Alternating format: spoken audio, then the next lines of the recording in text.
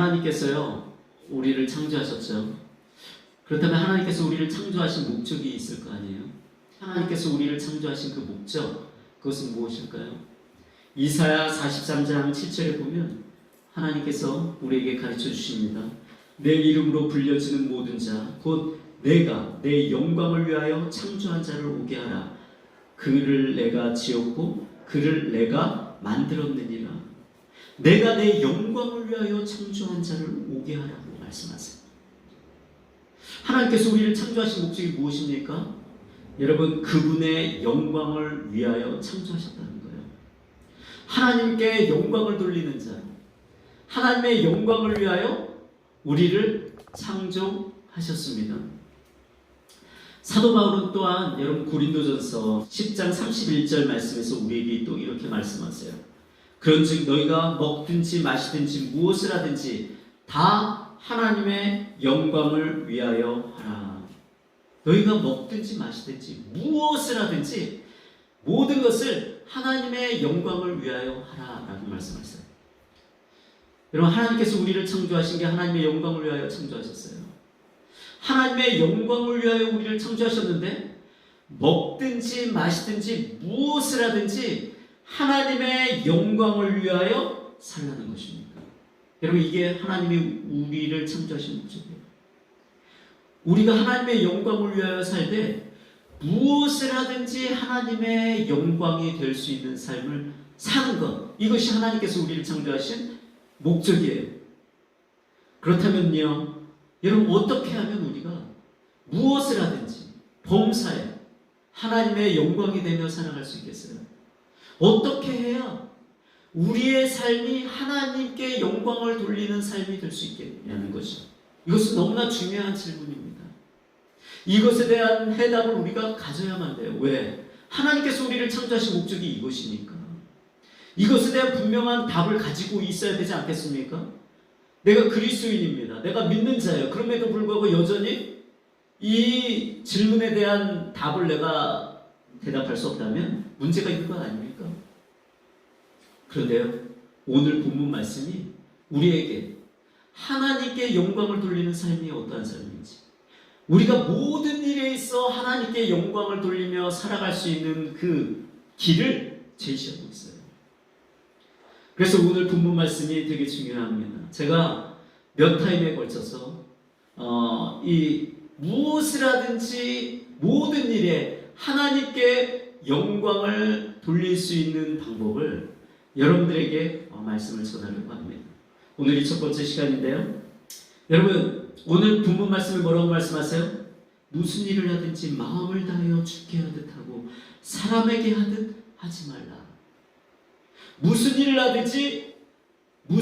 하든지 어떻게 하라고요? 주께 하듯 하라라고 오늘 본문 말씀에 우리에게 말씀하십니다. 여러분, 우리가 하나님께 영광을 돌리는 일은 다른 데 있는 게 아니에요. 오늘 본문 말씀처럼 무엇을 하든지 주께 하듯 할 수만 있다면 우리의 삶을 통해서 주님은 영광을 받으실 거예요. 무슨 일을 하든지 주께 하듯 하면 하나님께서 우리의 삶을 통하여 영광을 받으세요. 그러면 무슨 일을 하든지 주께 하듯 하라는 그 말씀은 무슨 의미를 가지고 있을까요? 무슨 일을 하든지 주께 하듯 하라? 첫 번째 뜻이 이것입니다. 말 그대로 무엇을 하든지 주님을 대하듯이 하라 라는 뜻을 가지고 있는 거예요. 여러분, 우리가 무슨 일을 하든지 그 일과 연관되어 있는 사람들이 있겠죠. 어떤 일을 하든지 그 일들과 연관되어 있는 사람이 있어요. 내가 어떤 장소에 있든지 어떤 모임에 있든지 거기에는 그 일과 그 어떤 목적으로 모인 그 모임에 연관되어 있는 사람들이 있어요. 교회는 어떻습니까? 교회는 목사님이 있고 또 사모님이 있고 또 내 주변에 있는 또 다른 성도님들이 있습니다.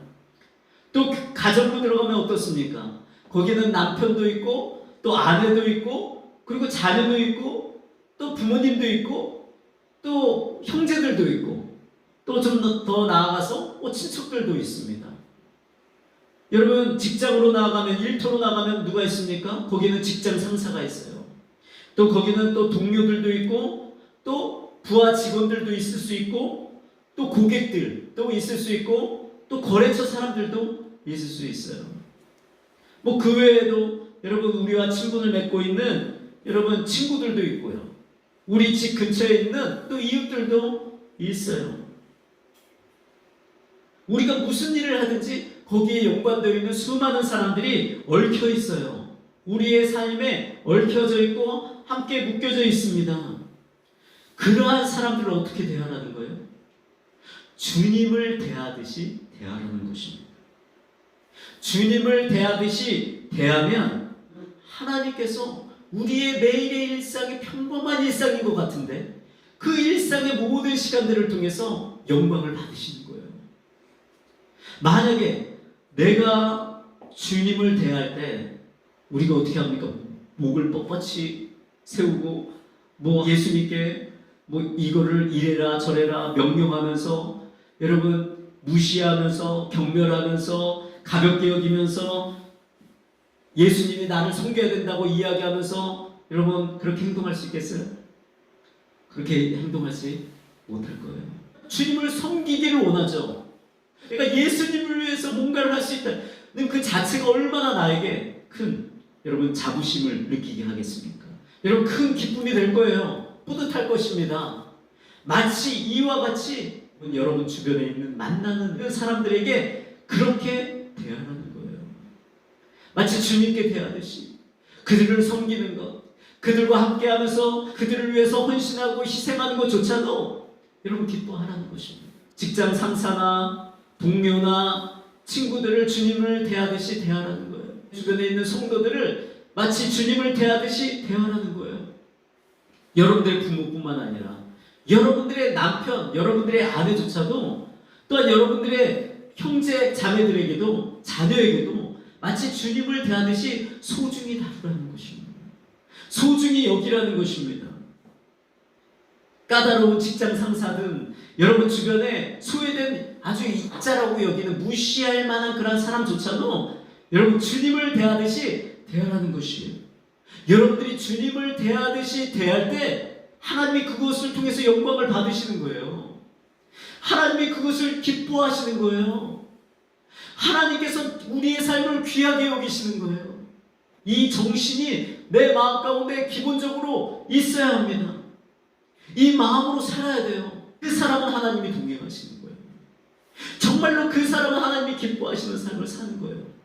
그 사람이야말로 하나님이 정말로 귀하게 여길 수 있는 그런 사람인 거예요. 가치 있는 인생을 살아가고 있는 것입니다. 만약에 주님을 섬겼어요 내가. 근데 뒤에 가서 흉을 봅니다. 뒤에 가서 그런 일을 합니다. 여러분 있을 수 없겠죠. 너무나 소중히 여기는 내가 사랑하는 주님이기 때문에 절대 그렇게 하지 않을 것입니다. 그런데요 우리가 사람들을 만날 때 그렇게 자주 한다는 것입니다. 우리가 사람들을 대할 때 자주 그렇게 합니다. 특히 한국 사람들이 그렇게 좀 많이 하는 것 같아요. 그래서 한인교회 안 다니고 외국교회 다니는 한인들을 이야기를 들어보면 무슨 얘기를 자주 하냐면 아우 한인교회를 다녀보니까 말도 많고 남의 일에 너무나 관심이 많다는 거예요. 뭐 좋은 일에 관심이 많으면 좋은 거지만 나쁜 일에 그렇게 관심을 많이 갖고 그렇게 이야기를 한다는 것입니다. 내가 만나는 사람들을 주님을 대하듯이 섬기고 있습니까? 여러분들이 그러한 삶을 살려고 할 때 하나님께서 또한 여러분들의 삶을 축복하십니다. 주님을 대하듯이 한번 직장 상사를 대해보세요. 그럼 어떻게 합니까? 직장 상사에게 인정받게 돼요. 여러분 내가 주님을 대하듯이 손님을 한번 대해보세요. 그러면요 손님들이요 감동받습니다. 그리고 그 가게를 더 찾을 수밖에 없는 거예요. 여러분 우리가 주님께 대하듯이 내가 하는 것은 결국 나를 복되게 하는 일이에요. 내가 그렇게 주님을 대하듯이 고객을 만나고 일터에서 만나는 사람들을 대하고 여러분 그렇게 해보세요. 사업이 잘 될 수 있도록 좋은 사람들이 계속 함께하는 그런 일이 있게 되는 거예요. 가정도요 다른 게 아니에요. 서로를 죽게 대하듯이 여러분 대하기 시작하면 남편 아내를 아내는 남편을 그렇게 대하기 시작하면 여러분 가정은 행복해지는 거예요. 다른 것이 부족해도 주님께 대하듯이 대할 수만 있다면 여러분 가정은요 모든 문제들은요 아무것도 아닌 것처럼 여기게 돼요. 서로 힘을 합해서 정말 이겨나가려고 하게 되는 것입니다. 가정이 행복해지는 것이에요. 그래서 하나님이 우리가 무슨 일을 하든지 주께 하듯 하라 말씀하시는 거예요. 그것이 하나님께도 영광이 되어지지만 결국 나에게도 여러분 복이 되기 때문에 그래요. 나의 가정이 행복해지는 비결, 나의 교회가 행복해지는 비결, 내가 있는 일터가 행복해지는 비결이 여기에 있기 때문에 우리에게 무슨 일을 하든지 주께 하듯 하라고 말씀하시는 거예요. 그런데 또 중요한 이유가 있어요. 하나님께서 무슨 일을 하든지 우리가 주께 하듯 하라고 말씀하시는 데에는 우리의 영의 경각심을 불러일으킬 수 있을 만한 어떠한 분명한 이유가 또한 있기 때문에 우리에게 이 말씀을 하십니다. 그 이유는요 바로 마태복음 25장에 나오는데요, 마태복음 25장을 보면요 예수님께서 마지막 날에 심판하는 그 내용이 거기에 기록되어 있습니다. 예수님께서 마지막 날 이 땅에 오실 때는 만왕의 왕으로 오십니다. 심판의 주로 오세요. 그렇게 오셔서 우리에게 악인과 선인을 구분하십니다. 그래서 의인에게는 예비된 하나님의 나라를 주시고 악인에게는 어떻게 합니까? 영원한 형벌을 처합니다. 그 말씀을 하십니다. 그런데 예수님께서 이 악인과 의인을 구분하시는데 아주 특이한 점을 가지고 구분하시고 계세요. 그런 말씀이 여기에 기록되어 있어요. 의인들에게 말씀하십니다. 예수님께서 의인들에게 이렇게 말씀하세요. 내가 줄일 때 너희가 먹을 것을 주었고, 목마를 때 마시게 하였고, 나그네 되었을 때 영접하였고, 헐벗었을 때 옷을 입혔고, 병들었을 때 보았고, 옥에 갇혔을 때 와서 보았느니라 라고 말씀하세요. 그러니까 이 말을 들은 의인들이 깜짝 놀라는 거예요. 깜짝 놀라면서 말합니다. 주여, 우리가 어느 때 주께서 줄이신 것을 보고 음식을 대접하겠고, 목마르신 것을 보고 마실 것을 주었고, 나그네 되신 것을 보고 영접하였습니까? 언제 헐벗으신 것을 보고 옷 입혀 드렸습니까? 어느 때 병드신 거나 옥에 갇힌 것을 보고 우리가 가서 배웠습니까? 우리 그런 적이 없습니다. 왜 깜짝 놀라서 이런 대답을 하는 거예요? 그때 주님께서 이렇게 말씀하십니다. 마태복음 25장 40절에 내가 진실로 너희에게 이르노니 너희가 여기 내 형제 중에 지극히 작은 자 하나에게 한 것이 곧 내게 한 것이니라. 지극히 작은 자 하나에게 한 것이 곧 내게 한 것이니라. 그리고 악인들에게 예수님께서 이렇게 말씀하는 거예요. 내가 줄일 때 너희가 먹을 것을 주지 아니하였고, 목마를 때 마시지 아니하였고, 나그네 되었을 때 영접하지 아니하였고, 헐벗었을 때 옷 입히지 아니하였고, 병들었을 때와 옥에 갇혔을 때 돌보지 아니하였느니라. 이 말을 듣고요 아기들이 깜짝 놀랍니다. 아니 예수님, 주여, 우리가 어느 때 주께서 줄이신 것이나 목마르신 것이나 나그네 되신 것이나 헐벗으신 것이나 병드신 것이나 옥에 갇히신 것을 보고 공양하지 아니하였더이까? 우리가 언제 그랬습니까? 그때 주님께서 이렇게 또한 말씀하십니다. 내가 진실로 너희에게 이르노니 이 지극히 작은 자 하나에게 하지 아니한 것이 곧 내게 하지 아니한 것이니라 하시리니 그들은 영벌에 의인들은 영생에 들어가리라. 여러분, 이 말씀을 제대로 이해하게 된다면요 이게 되게 충격적인 말씀이에요. 여러분, 우리 주변에 사람들이 많이 있습니다. 거기에는요 내가 좋아하는 사람만 있는 것이 아니라 내가 싫어할 만한 사람도 있고요, 내가 존경스러워할 만한, 가까이 하고 싶어하는 사람들도 있지만 내가 무시할 만한 그런 사람들도 있을 수 있어요. 그런데 우리가 그 사람들을 대하는 모습이 예수님에게 있어서는 마치 무엇과 같이 보이는 거라는 거예요. 무엇처럼 예수님은 바라보고 계신다는 거예요. 우리는 그 사람들을 대하는 것 같지만 예수님이 바라보실 때는 바로 내가 예수님을 대하는 것처럼 지금 여기고 계시고 그렇게 보고 계신다는 거예요. 왜요? 왜 그렇게 보실까요? 분명히 그냥 다른 사람들일 뿐이잖아요. 그분은 하나님이시잖아요. 여기는 그냥 인간들일 뿐이에요. 그런데 왜 예수님께서 사람들을 바라보실 때 왜 마치 자신을 바라보는 것처럼 바라볼까요?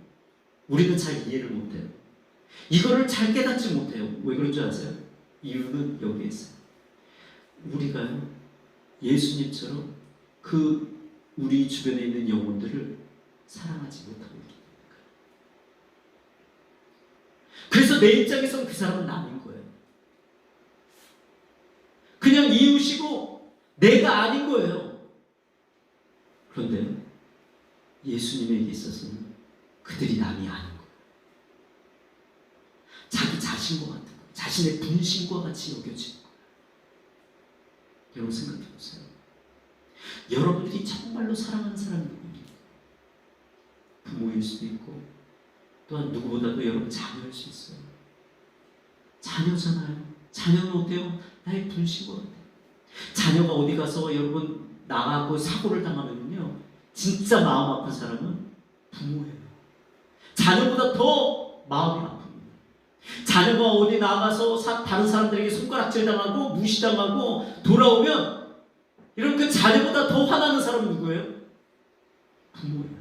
왜요? 그 자녀는요, 남이 아닌 거예요. 그 자녀는요, 나의 분신과 같은 사람, 나의 분신과 같은 존재예요. 나를 모욕하는 것보다 더 화가 나는 거예요. 나의 자녀를 모욕하는 게 나를 모욕하는 것보다 더 나를 화나게 만든다고요. 그만큼 내가 사랑하는 존재예요. 예수님의 이 말씀을 분명하게 이해하려면요, 예수님의 마음속에 영혼들을 향한 사랑을 이해할 때만 이 말씀이 이해되어져요. 이게 그냥 추상적인 말이 아니에요. 하나님께서, 예수님께서요, 은유적으로 표현하시는 말씀이 아닌 거예요. 실제인 거예요. 이 말씀은 실제로 예수님은요, 모든 사람을 바라볼 때 그들을 자신의 분신처럼 여기면서 그들을 대하는 것을 마치 나를 대하는 것처럼 여기시는 거예요. 비록 내가 생각할 때 무시할 만한 사람일지라도, 세상에서 소외되고 가장 비천한 자리에 있는 사람일지라도 예수님에게 있어서 그는 소중한 존재인 거예요. 자신과 같은 존재인 거예요. 무엇이요? 사랑이 이렇게 만든, 하나님의 형상을 닮은 하나님의 자녀들이잖아요. 하나님이 그렇게 사랑하는 존재이기 때문에 여러분, 예수님께서 우리에게 이 말씀을 하시는 거예요. 누구를 대하든지 주께 대하듯이 하라고 말씀하시는 이 말씀은요, 가벼운 말씀이 아니죠. 우리가 그냥 쉽게 생각하고 넘어갈 말씀이 아니라는 것입니다.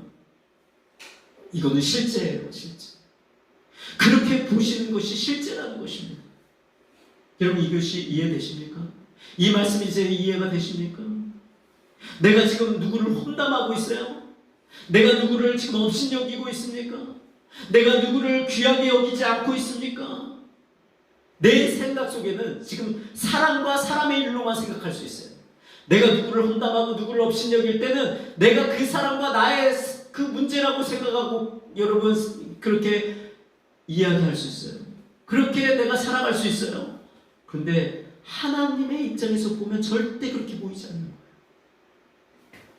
그 사람과 그 사람의 일이 아니라 나와 하나님과의 일로 지금 보고 계시는 거예요. 하나님의 나라에서는 그러한 시각으로 바라보는 거예요. 영혼들을 통해서. 내가 누구를 업신여기고 내가 누군가를 험담하고 내가 누구를 귀히 여기지 않을 때 하나님은 너가 나를 지금 업신여기고 있구나. 너가 나를 귀하게 여기지 않고 있구나. 너가 나를 험담하고 있구나. 주님의 입장에서는 그렇게 보고 계시는 거예요.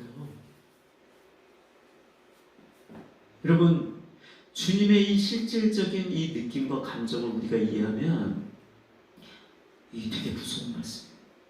왜냐하면 나는 가볍게 여길 거거든. 내가 여러분 사람들을 대할 때 너무나 가볍게 여겼던 것들이거든요.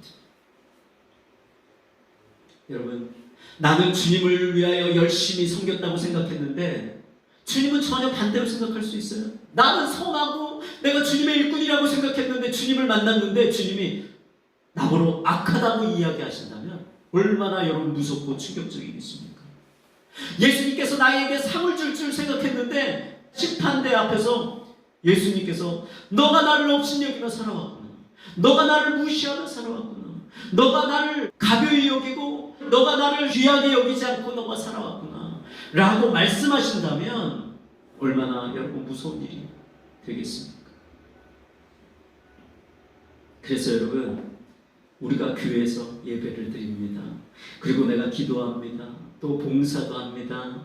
내가 주님을 섬기는 이 일, 이것만으로 만족해서는 안 된다는 거예요. 중요한 게 뭐라고요? 중요한 게 뭐냐면 바로 무슨 일을 하든지 내가 죽게 하듯 하려는 그 자세. 내가 무슨 일을 하든지 죽게 하려는 그 마음으로 섬길 때 여러분 이게 귀한 거예요. 이게 하나님이 받으실 만한 것이 되는 것입니다. 내가 여러분 죽게 하듯이 섬길 수 있는 신앙인으로 나의 신앙의 지경이 새롭게 정비되어야 할 줄 믿습니다. 교회에서 주님을 섬기는 일, 예배드리고 기도하고 봉사하고 이러한 일들 다 중요한 일이죠. 다 귀한 것입니다. 우선되어야 할 것입니다. 그런데 이게 주님을 섬기는 일의 전부가 아니라는 거예요. 교회에서 하는 모든 일들은요, 뭐와 관련된 거냐면 대표성을 지니고 있는 상징적인 거. 대표성을 지니고 있는. 뭐라고요? 대표성을 지닌 일들이다. 주님을 섬기는 일에 대표성을 가지고 있는 거예요. 예를 들어서 이런 것입니다. 내가 11조를 드리잖아요. 여러분 11조를 드리는 이유가 뭐예요? 다른 의미가 있는 것이 아니에요. 11조를 드리면 10분의 1만 주님의 것인가요? 나머지는 내 것인가요? 그런 의미가 아니잖아요. 뭐예요? 10분의 1을 드리지만 이것을 통해서 하나님 앞에 무엇을 고백하는 거예요? 나의 모든 돈은, 나의 모든 재정은 다 누구의 것이라는 거예요? 주님의 것입니다. 내 것은 아무것도 없습니다. 그것을 이 11조를 통해서 고백하는 거예요. 표현하는 것입니다. 그 표현을 11조를 통해서 하는 것입니다. 그리고 내가 어떻게 하는 거예요? 11조를 통해서 또 어떻게 하는 거예요? 이 모든 것이 하나님의 돈이기 때문에, 하나님의 재정이기 때문에 내가 하나님의 뜻을 위해서 내가 잘 관리하고 제가 잘 사용하겠습니다. 내가 죄 짓는 데 쓰지 아니하고 주님을 위해 쓰며 주님이 원하시는 일에, 그리고 나에게 주신 축복을 누리며 내가 살겠습니다. 감사하며 살겠습니다. 여러분, 그것이 여러분 우리가 11조를 드리는 마음의 자세여야 되는 거예요. 그래서 주님 앞에서 청지기로 살라고 하나님께서 우리에게 11조를 요구하신 거예요. 물질의 11조도 있지만 시간의 11조는 뭐예요? 주일 성수하는 거예요. 7일 중에 이 주일날만큼은 내가 주님께 구별하여서 내가 드리겠습니다. 그래서 여러분이 주일날만 잘 구별하면 6일 동안은 여러분이 원하는 대로 막 살아도 된다는 그 의미입니까? 그 의미가 아닌 거예요. 내가 시간의 11조 주일을 성수함으로 말미암아 나의 모든 시간은 다 주님에게 속했습니다. 이 주일뿐만 아니라 내가 살아가는 나머지 6일도 내가 주님을 위해, 주님이 기뻐하시는 일에 내가 사용하며 살겠습니다. 범죄하지 아니하고 내가 정말 주님이 기뻐하시는 일에 동참하며 살겠습니다. 여러분, 그 마음을 가지라는 거예요. 더 깊이 이야기한다면 오늘 말씀과 연관되어서 내가 누구를 만나든지 이제는 내가 일터로 나가고 내가 가정에 있으면서 친구를 만나고 또 내가 여러 사람들을 만날 때 내가 죽게 하듯 하면서 하나님께 영광 돌리며 살겠습니다.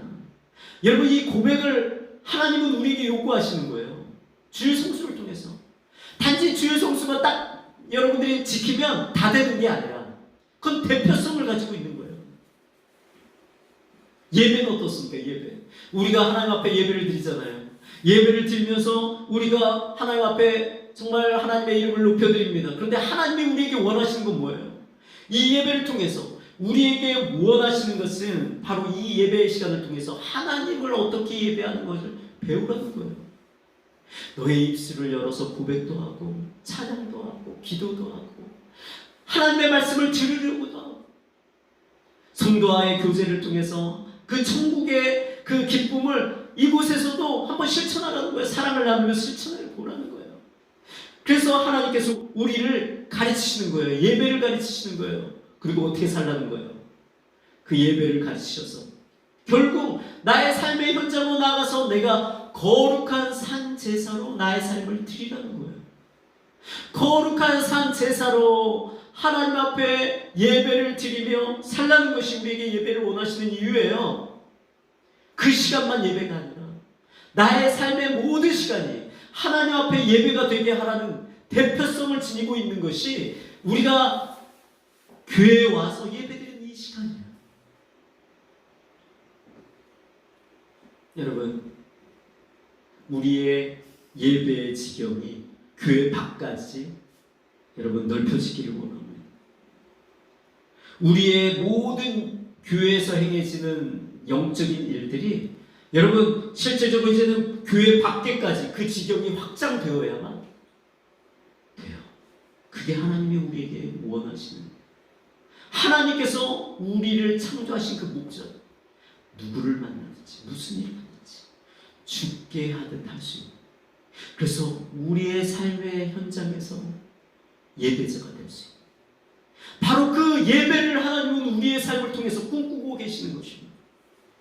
우리의 삶을 통해서 그것을 꿈꾸시는 거예요. 여러분, 이것은 옵션이 아니에요. 나는 거기까지는 안 되는데, 난 거기까지 못하겠어. 여러분, 옵션이 아니에요. 그거는 우리가 반드시 해야 할 필수적인 일이라는 거예요. 그것 때문에 우리에게 예배를 주신 거니까. 그것 때문에 우리에게 교회를 주신 거니까. 그것 때문에 우리가 또 설교 말씀도 듣는 거니까. 기도도 하는 거니까.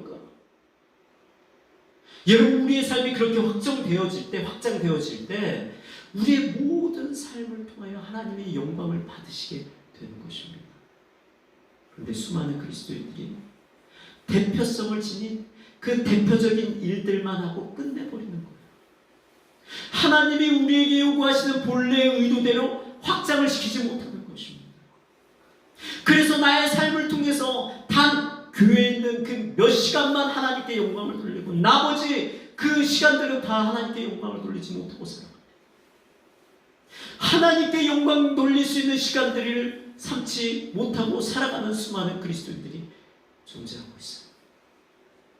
그러니까 우리의 삶에 그리스도인의 삶을 통하여 빛이 드러나지 않고 그리스도인들이 소금이 되지 못하고 살아가고 있는 것입니다. 내가 하나님의 영광을 위해 살았다고 하나님께로부터 인정받을 수 있는 그런 사람이 되기를 바랍니다. 뭐 근사한 걸 꿈꾸지 않아도 돼요. 평범한 일상이 하나님께 영광을 돌릴 수 있는 그 사람이 가치고 귀한 사람이에요. 우리가 그것을 놓치면 정말로 가장 귀한 것을 놓친 것입니다. 우리가 이것을 놓치지 않을 때 정말로 여러분들이 영성의 사람이 되는 거예요. 다른 사람이 영성의 사람이 아니에요. 은사가 많다고 여러분 영성의 사람이 절대 아닙니다.